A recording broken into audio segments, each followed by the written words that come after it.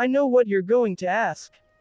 Percy Jackson, why are you hanging from a Times Square billboard without your pants on, about to fall to your death? Good question. You can blame Apollo, god of music, archery, and poetry, also the god of making me do stupid quests. This particular disaster started when I brought my friend Grover some aluminum cans for his birthday. Perhaps I should mention, I'm a demigod.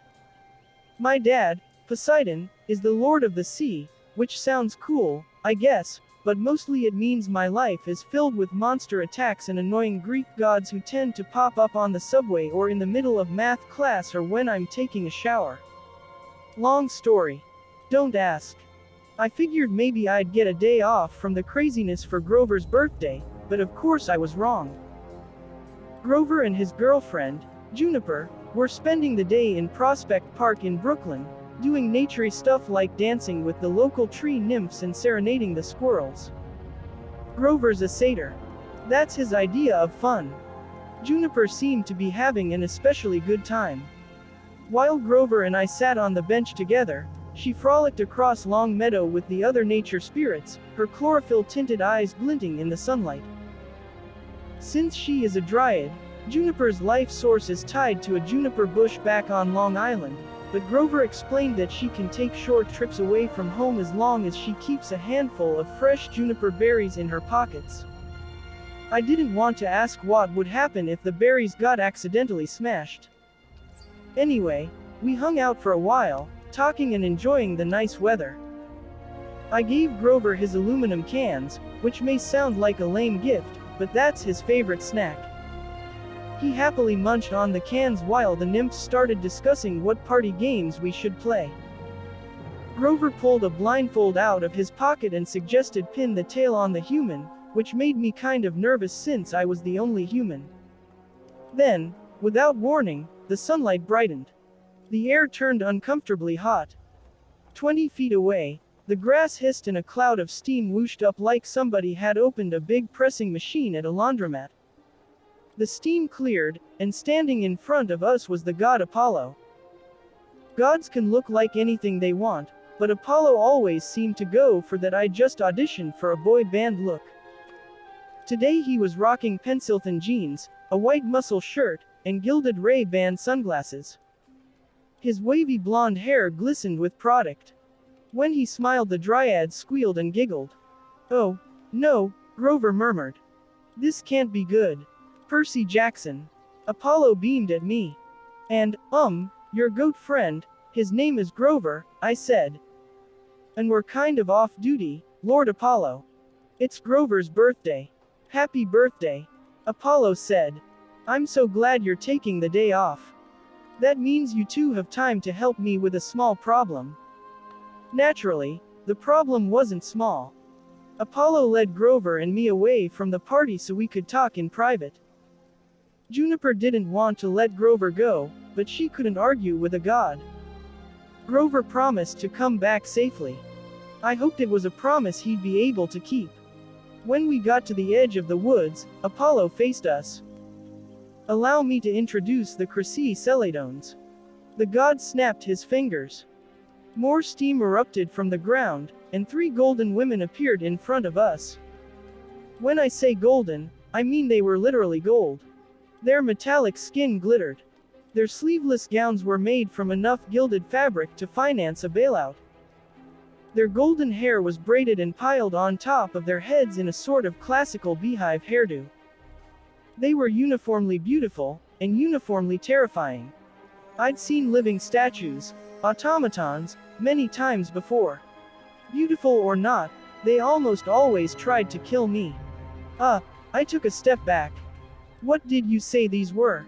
"Chrissy Kelly something." "Celadones," Apollo said. "Golden singers. They're my backup band." I glanced at Grover, wondering if this was some kind of joke. Grover wasn't laughing.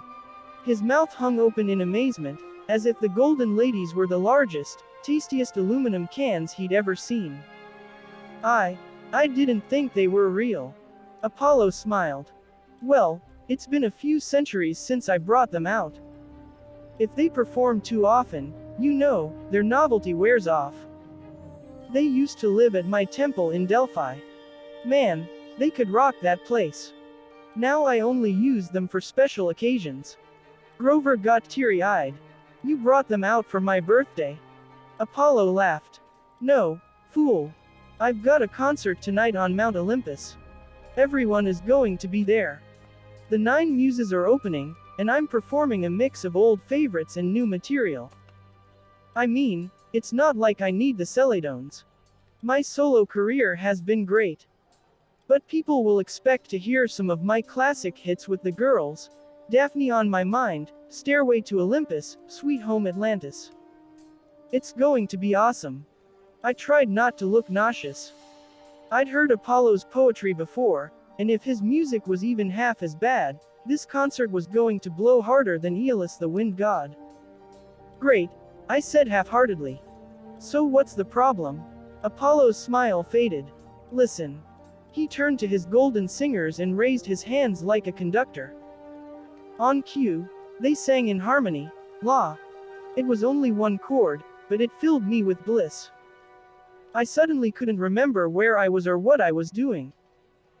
If the golden singers had decided to tear me to pieces at that moment, I wouldn't have resisted, as long as they kept singing. Nothing mattered to me, except that sound. Then the golden girls went silent. The feeling passed. Their faces returned to beautiful, impassive metal. That, I swallowed. That was amazing. Amazing. Apollo wrinkled his nose. There are only 3 of them. Their harmonies sound empty. I can't perform without the full quartet. Grover was weeping with joy. They're so beautiful. They're perfect. I was kind of glad Juniper wasn't within earshot, since she's the jealous type. Apollo crossed his tan arms. They're not perfect, Mr. Satyr. I need all 4 or the concert will be ruined. Unfortunately, my 4th celadon went rogue this morning. I can't find her anywhere. I looked at the 3 golden automatons, staring at Apollo, quietly waiting for orders.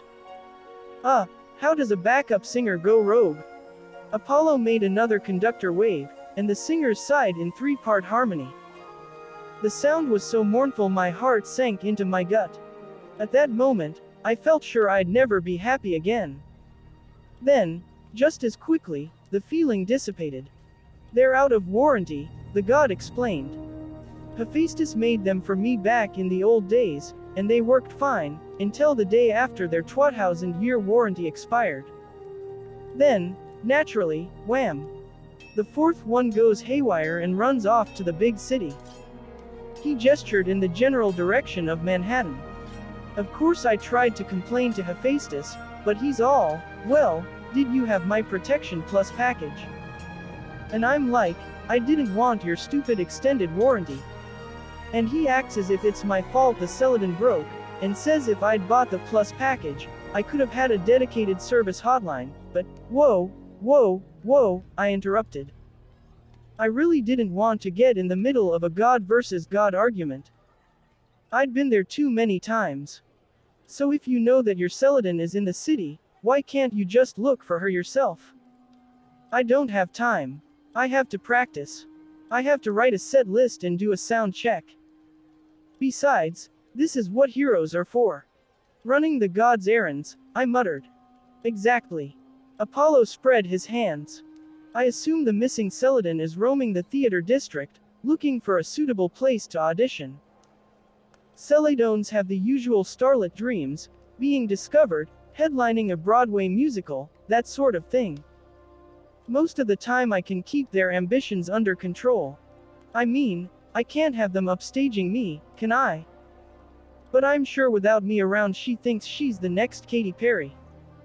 You 2 need to get her before she causes any problems. And hurry. The concert is tonight, and Manhattan is a large island. Grover tugged his goatee. So, you want us to find her, while you do sound checks? Think of it as a favor, Apollo said. Not just for me, but for all those mortals in Manhattan. Oh. Grover's voice got very small. Oh, no, what? I demanded. What oh, no. Years ago, Grover created a magic empathy link between us, another long story, and we could sense each other's emotions. It wasn't exactly mind reading, but I could tell he was terrified. Percy, he said, if that celadon starts singing in public, in the middle of afternoon rush hour, she'll cause no end of havoc, Apollo said. She might sing a love song, or a lullaby, or a patriotic war tune, and whatever the mortals hear, I shuddered. One sigh from the Golden Girls had plunged me into despair, even with Apollo controlling their power. I imagined a rogue celadon busting into song in a crowded city, putting people to sleep, or making them fall in love, or urging them to fight. She has to be stopped, I agreed. But why us? I like you. Apollo grinned. You've faced the sirens before. This isn't too different. Just put some wax in your ears. Besides, your friend Grover here is a satyr. He has natural resistance to magical music. Plus he can play the lyre. What lyre? I asked. Apollo snapped his fingers. Suddenly Grover was holding the weirdest musical instrument I'd ever seen. The bass was a hollowed-out tortoise shell, which made me feel really bad for the tortoise. Two polished wooden arms stuck out one side like bull's horns, with a bar across the top and 7 strings stretching from the bar to the base of the shell. It looked like a combination harp, banjo, and dead turtle. Oh. Grover almost dropped the lyre. I couldn't. This is your, yes, Apollo agreed cheerfully. That's my own personal lyre. Of course if you damage it, I'll incinerate you, but I'm sure you'll be careful. You can play the lyre, can't you? Grover plucked a few notes that sounded like a funeral dirge. Keep practicing, Apollo said. You'll need the lyre's magic to capture the celadon. Have Percy distract her while you play. Distract her, I repeated. This quest was sounding worse and worse. I didn't see how a tortoiseshell harp could defeat a golden automaton, but Apollo clapped me on the shoulder like everything was settled. Excellent. He said. I'll meet you at the Empire State Building at sunset. Bring me the celadon. One way or another I'll persuade Hephaestus to fix her. Just don't be late. I can't keep my audience waiting. And remember, not a scratch on that lyre. Then the sun god and his golden backup singers disappeared in a cloud of steam. Happy birthday to me, Grover whimpered, and plucked a sour note on the harp. We caught the subway to Times Square. We figured that would be a good place to start looking. It was in the middle of the theater district and full of weird street performers and about 1 billion tourists, so it was the natural place for a golden diva to get some attention for herself. Grover hadn't bothered disguising himself. His white t-shirt read "What would Pan do?" The tips of his horns stuck out from his curly hair. Usually he wore jeans over his shaggy legs and specially fitted shoes over his hooves, but today from the waist down he was au naturel goat. I doubted it would matter. Most mortals can't see through the mist, which hides the true appearance of monsters. Even without Grover's normal disguise, people would have to look really closely to notice he was a satyr, and even then they probably wouldn't bat an eye. This was New York, after all. As we pushed through the crowd, I kept searching for the glint of gold, hoping to spot the rogue celadon, but the square was packed as usual. A guy wearing only his underwear and a guitar was having his picture taken with some tourists. Cops hung out on the street corners, looking bored. At Broadway and West 49th, the intersection was blocked and a crew of roadies was setting up some sort of stage. Preachers, ticket scalpers, and hawkers shouted over each other, trying to get attention. Music blasted from dozens of loudspeakers, but I didn't hear any magical singing. Grover had given me a ball of warm wax to stuff in my ears whenever necessary. He said he always kept some handy, like chewing gum, which didn't make me anxious to use it. He bumped into a pretzel vendor's cart and lurched back, hugging Apollo's lyre protectively. You know how to use that thing? I asked. I mean, what kind of magic does it do? Grover's eyes widened. You don't know.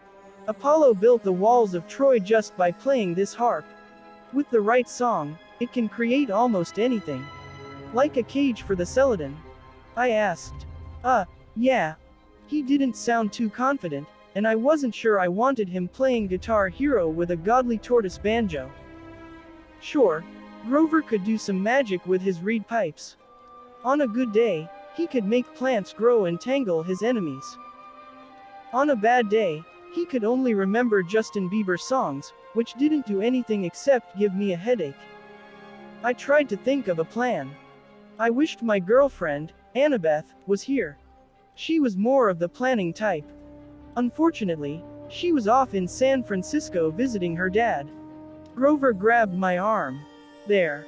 I followed his gaze. Across the square, at the outdoor stage, workers scurried around, installing lights on the scaffolding, setting up microphone stands, and plugging in giant speakers.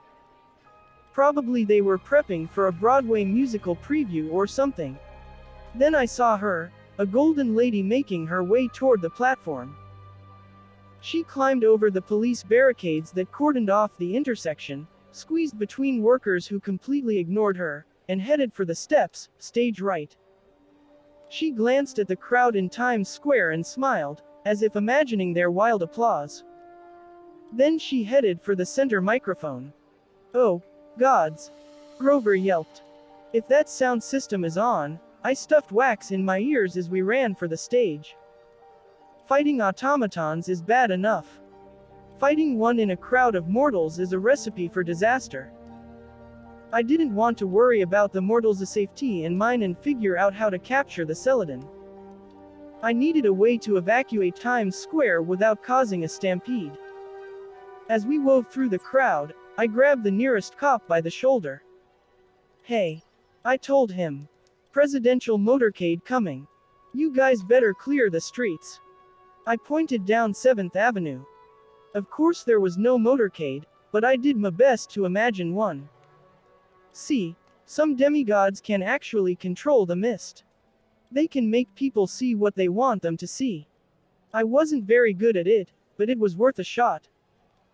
Presidential visits are common enough, with the United Nations in town and all, so I figured the cop might buy it. Apparently he did. He glanced toward my imaginary line of limos, made a disgusted face, and said something into his two-way radio.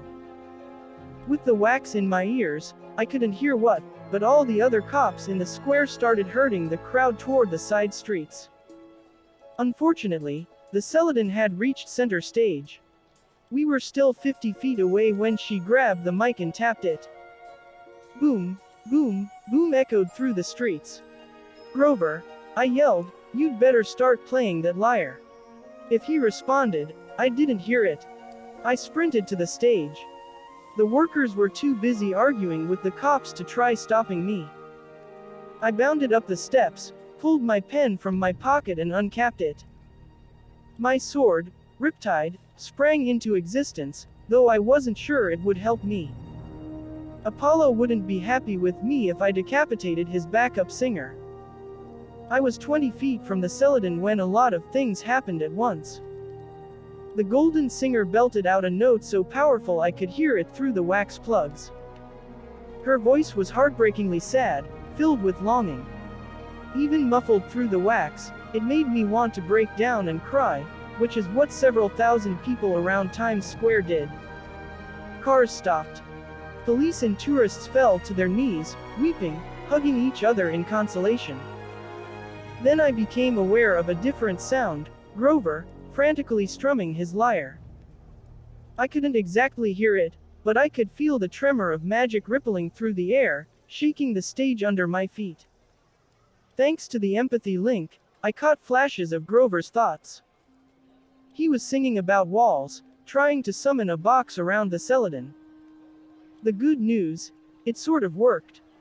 A brick wall erupted from the stage between me and the celadon, knocking over the mic stand and interrupting her song. The bad news, by the time I figured out what was going on, I couldn't stop my momentum. I ran straight into the wall, which wasn't mortared, so I promptly collapsed on top of the celadon along with about 1,000 bricks. My eyes watered. My nose felt broken. Before I could regain my bearings, the celadon struggled out of the pile of bricks and pushed me off. She raised her arms in triumph as if the whole thing had been a planned stunt. She sang, "Ta-da!" She was no longer amplified, but her voice carried. The mortals stopped sobbing and rose to their feet, clapping and cheering for the celadon. "Grover!" I yelled, not sure if he could hear me. "Play something else." I picked up my sword and struggled to my feet. I tackled the golden lady, but it was like tackling a lamppost. She ignored me and launched into song. As I wrestled her, trying to pull her off balance, the temperature on stage began to rise.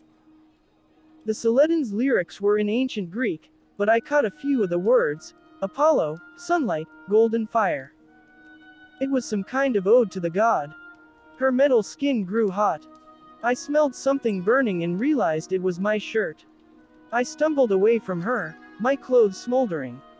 The wax had melted out of my ears so I could hear her song clearly. All around Times Square, people started dropping from the heat.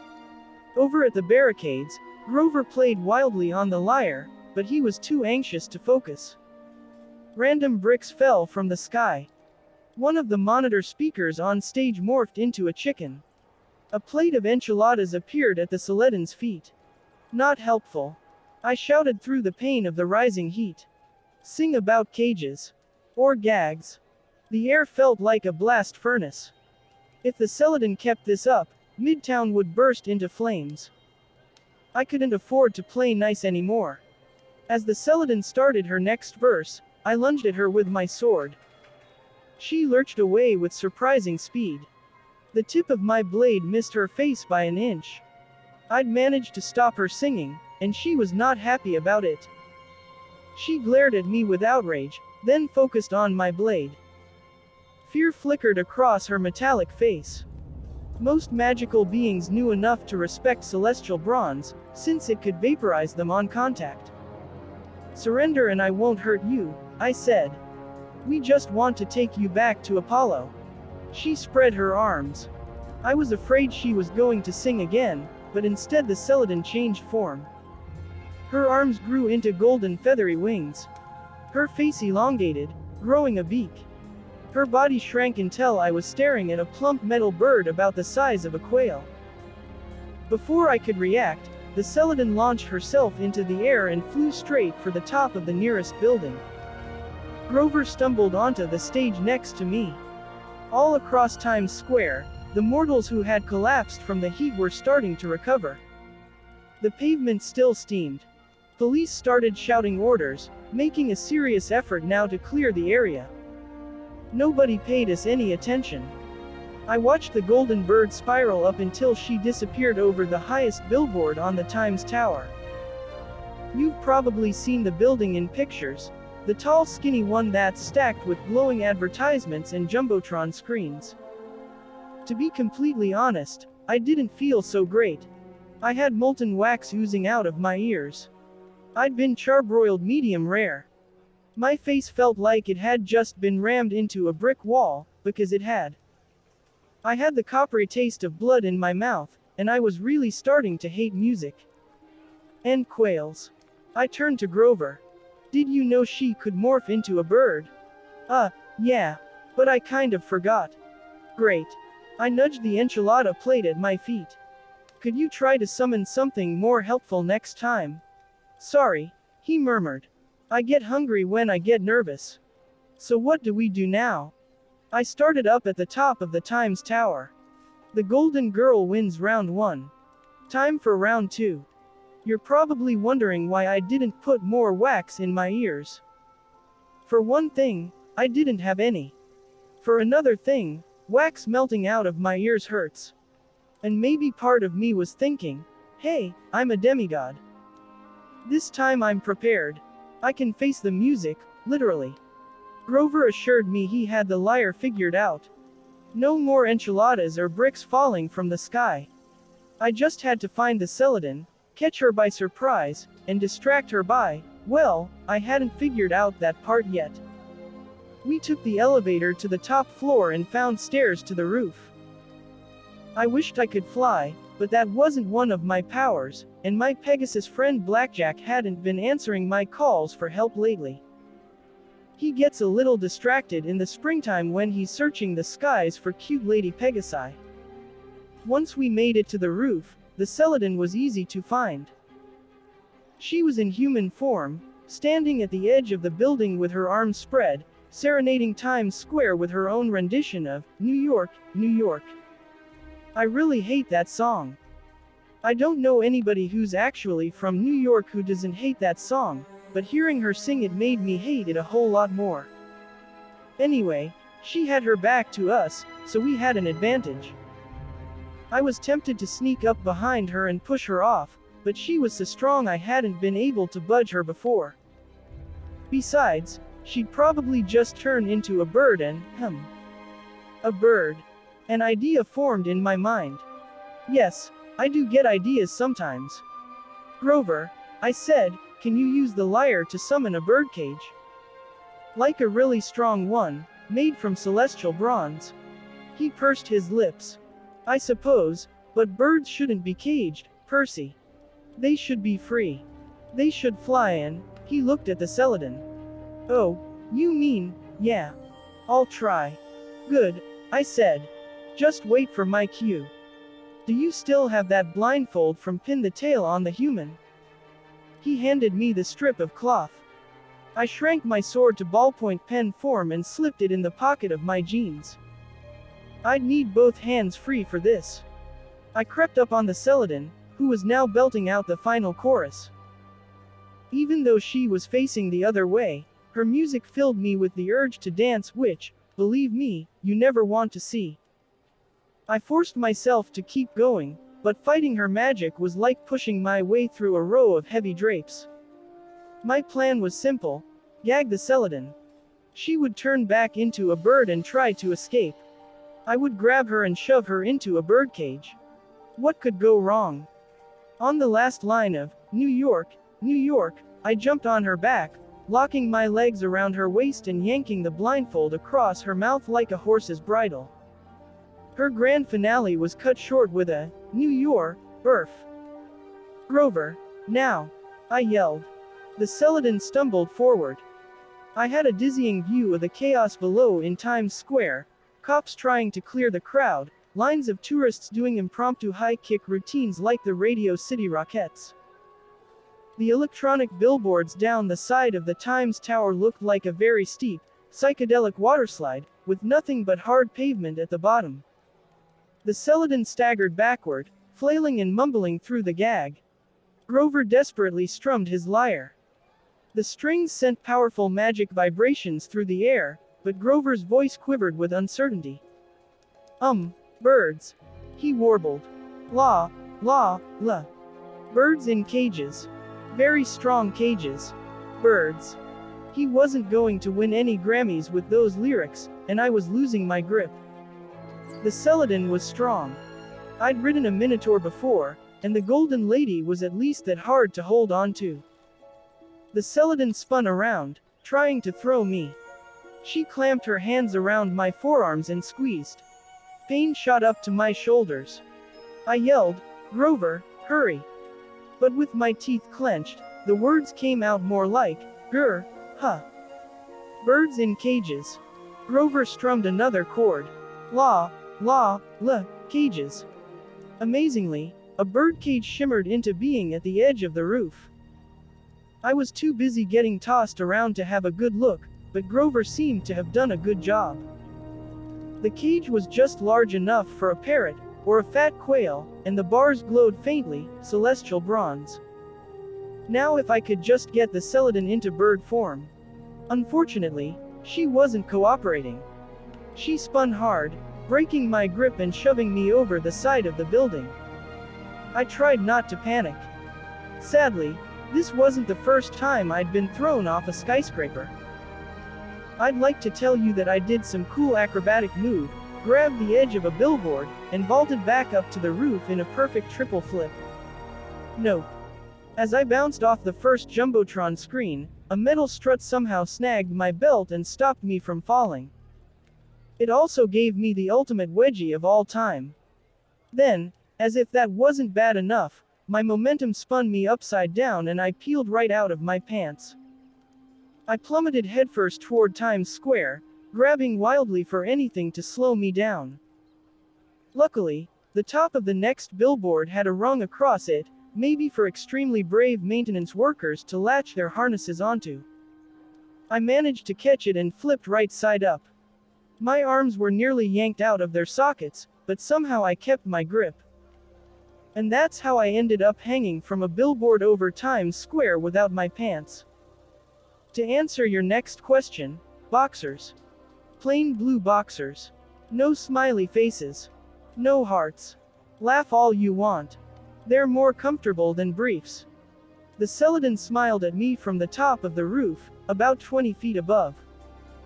Just below her, my jeans hung from the metal strut, blowing in the wind like they were waving me goodbye. I couldn't see Grover. His music had stopped. My grip weakened. The pavement was maybe 700 feet down, which would make for a very long scream as I fell to my death. The glowing screen of the Jumbotron was slowly cooking my stomach. As I was dangling there, the celadon began a special serenade just for me. She sang about letting go, laying down my troubles, resting by the banks of a river. I don't remember the exact lyrics, but you get the idea. It was all I could do to hold on. I didn't want to drop, but the celadon's music washed over me, dismantling my resolve. I imagined that I would float down safely. I would land on the banks of a lazy river, where I could have a nice relaxing picnic with my girlfriend, Annabeth. I remembered the time I'd saved Annabeth from the sirens in the Sea of Monsters. I'd held her while she cried and struggled, trying to swim to her death because she thought she would reach some beautiful promised land. Now I imagined she was holding me back. I could hear what she'd say. It's a trick, seaweed brain. You've got to trick her back or you'll die. And if you die, I'll never forgive you. That broke the celadon's spell. Annabeth's anger was way scarier than most monsters, but don't tell her I said that. I looked up at my jeans, dangling uselessly above. My sword was in pen form in one of the pockets, where it did me no good. Grover had started to sing about birds again, but it wasn't helping. Apparently the celadon only turned into bird form when she was startled. Wait. Out of desperation, I formed stupid plan version 2.0. Hey. I called up. You really are amazing, Miss Celadon. Before I die, can I have your autograph? The celadon halted mid-song. She looked surprised, then smiled with pleasure. Grover. I called. Come over here. The lyre music stopped. Grover's head poked over the side. Oh, Percy, I'm sorry, it's okay. I faked a smile, using our empathy link to tell him how I really felt. I couldn't send complete thoughts, but I tried to get the general point across. He needed to be ready. He needed to be quick. I hoped he was a good catch. Do you have a pen and paper? I asked him. I want to get this lady's autograph before I die. Grover blinked. Geez. No. But isn't there a pen in the pocket of your jeans? Best satyr ever. He totally got the plan. You're right. I gazed up at the celadon imploringly. Please. Last request. Could you just fish the pen out of my jeans and sign them? Then I can die happy. Golden statues can't blush, but the celadon looked extremely flattered. She reached down, retrieved my jeans, and pulled out the pen. I caught my breath. I'd never seen Riptide in the hands of a monster before. If this went wrong, if she realized it was a trick, she could kill Grover. Celestial bronze blades work just fine on satyrs. She examined the pen like she'd never used one before. You have to take the cap off, I said helpfully. My fingers were beginning to slip. She laid the jeans on the ledge, next to the birdcage. She uncapped the pen and Riptide sprang to life. If I hadn't been about to die, it would have been the funniest thing I'd ever seen. You know those gag cans of candy with the coiled up toy snake inside? It was like watching somebody open one of those, except replace the toy snake with a 3-foot-long blade.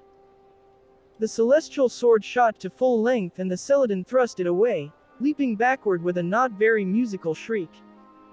She turned into a bird, but Grover was ready.